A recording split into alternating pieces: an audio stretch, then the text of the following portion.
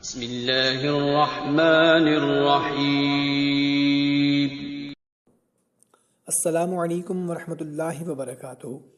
وہ خاتون جسے کافی عرصہ ہو گیا ہو اولاد نہ ہو رہی ہو یا پھر اولاد نرینہ کی خواہش مند ہو، تو اس کو چاہیے کہ وہ شب جمعہ صرف ایک مرتبہ سورہ مریم پڑھنے کا معمول بنائے اور پانی پر دم کر کے وہ پانی پی لے۔ اور اگر کوئی عورت خود نہ پڑھ سکتی ہو تو کوئی دوسرا بندہ صرف ایک مرتبہ سورہ مریم پڑھ کر پانی پر دم کر کے وہ پانی اس عورت کو پلا دے، انشاءاللہ عز و جل اولاد سے مالا مال ہو جائے گی۔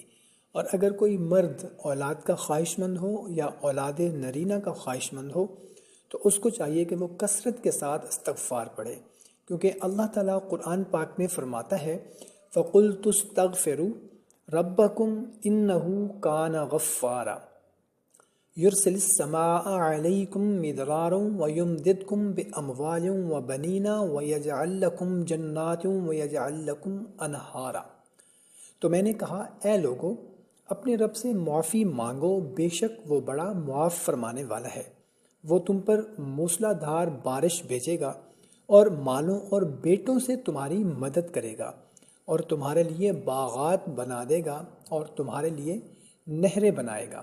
تو اگر کوئی مرد خواہش مند ہے تو وہ کثرت کے ساتھ استغفار پڑھے، اور اگر کوئی عورت خواہش مند ہے تو اس کو چاہیے کہ شب جمعہ صرف ایک مرتبہ سورہ مریم پڑھنے کا معمول بنائے، انشاءاللہ عز و جل اولاد سے مالا مال ہو جائیں گے۔